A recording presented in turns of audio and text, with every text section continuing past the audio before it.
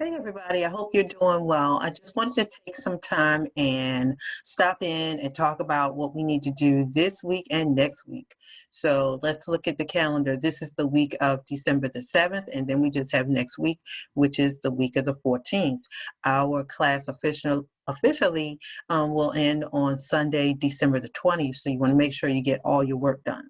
So let's go to your class. Let me share the screen. Make sure I have everything here. All right.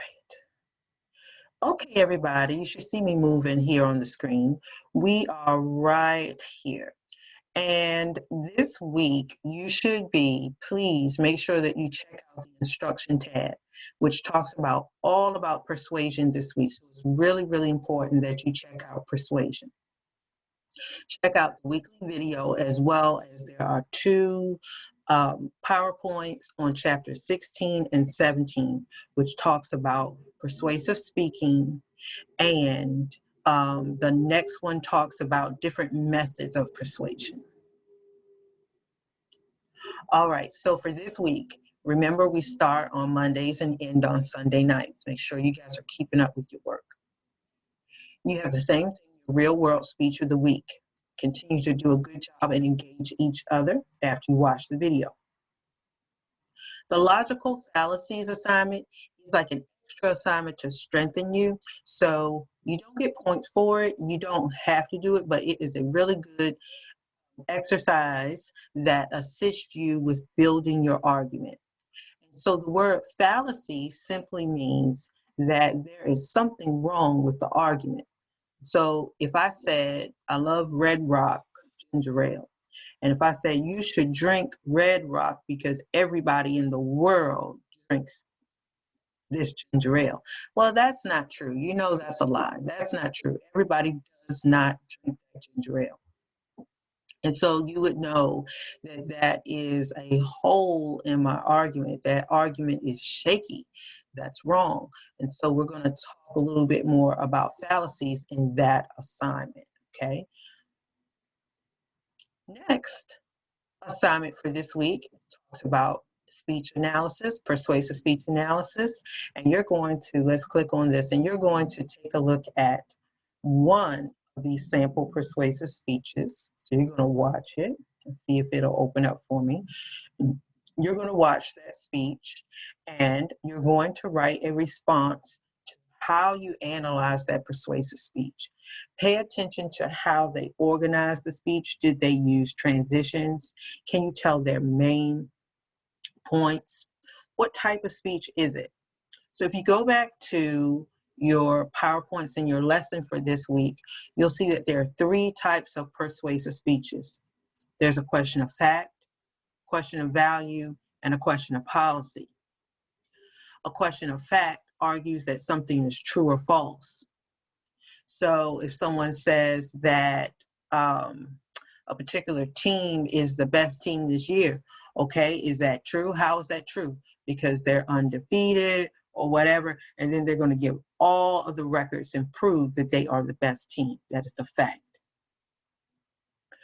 Two, a question of value argues something that is right, wrong, good, or bad, something that's moral or immoral.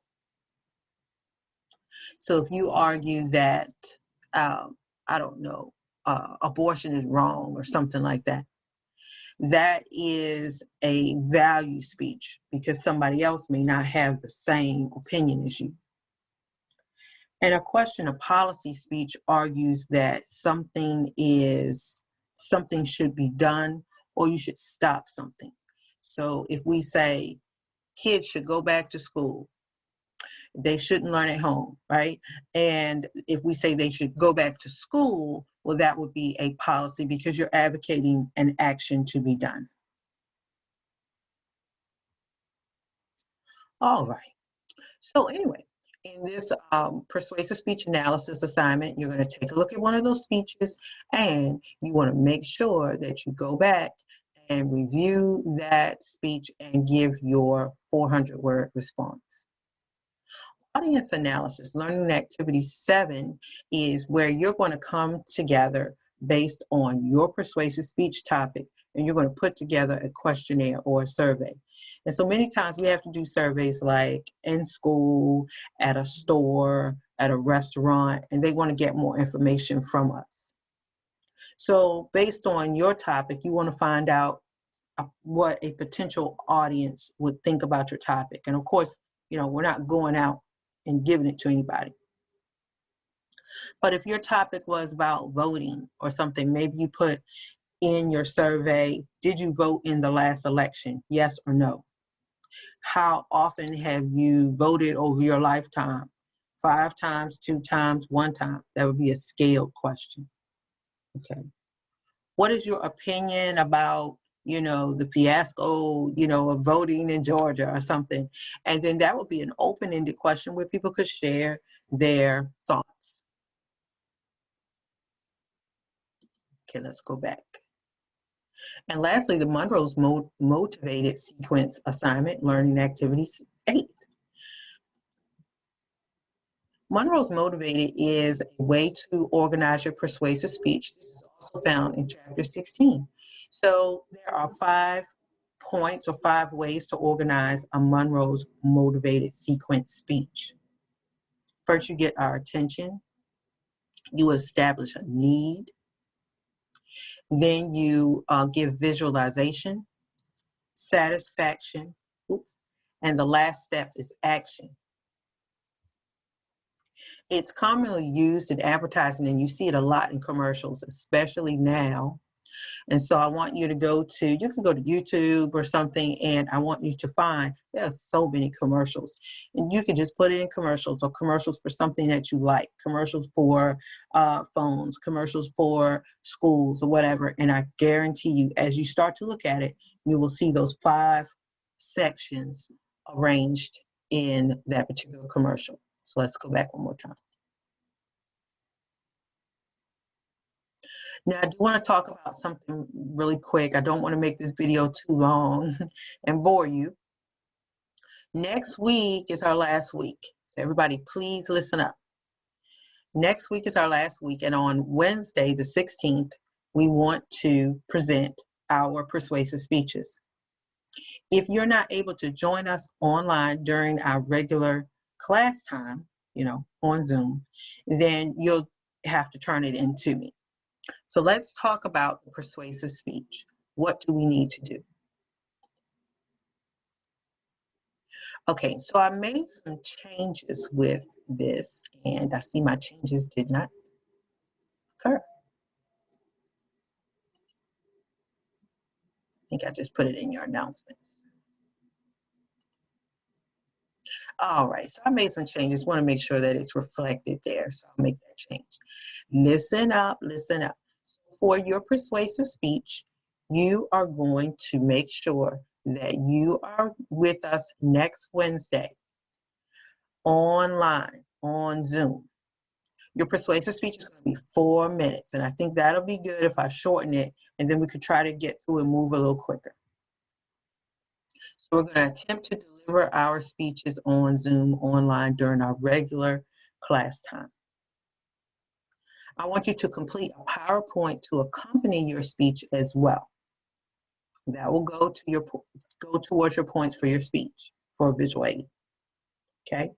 Now we'll see if we can also, if it doesn't take up too much time, I can put up your PowerPoint as you are talking. But if it seems like it's going to take up too much time, I'll just let you guys keep talking and keep moving throughout the presentation. Sometimes, speaking online can be a little tricky. Okay, so once again, we're going to hold our class session on Wednesdays during our regular class time. If you're working, if you can't make it, make sure you send your video prior to our class time so that we can view it with the group. What do you need to do? So your task is, I want you to persuade us to donate to a particular organization, a charity organization that you love. And this particular speech is going to fall under a question of policy because you want us to do something. All right, so I want you to deal with the area of there should be a plan, and is that plan practical? So you want us to support an organization that you like, or to donate, or to maybe volunteer our time, whatever it is. Okay? Make sure that you research and you just don't talk off the top of your head, but you give research about this particular organization. Make sure that you have credible evidence and solid reasoning on why we should support it. Make sure you also have an outline that will be submitted separately, and you'll also get points for that. And make sure that you have at least 3 sources outside of yourself, okay? Outside of yourself.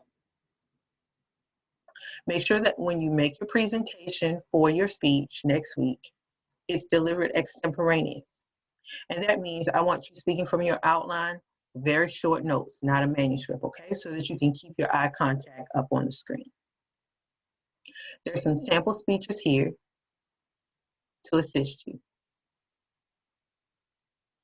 All right, so once again, please let me know if there are any questions, and I'm going to make sure that everything's updated in your course. But we're going to attempt to present our speeches on Wednesday, the 16th, during our regularly scheduled class time. Make sure, we're going to shorten it a little bit, that it is 4 minutes. Make sure you have an outline with sources and complete a PowerPoint to accompany your speech. And it could have pictures, or maybe it has some main points on it or something. It doesn't have to be very long and in depth. And depending on how our time rolls, I'll make sure that I post up your PowerPoint on the screen so that we can see it. Okay. All right, everyone. I hope that you guys are doing well. Please stay safe no matter where you are. And if you have any questions, make sure that you email me, call, text, and I'll get right back to you. All right, everyone. Take care.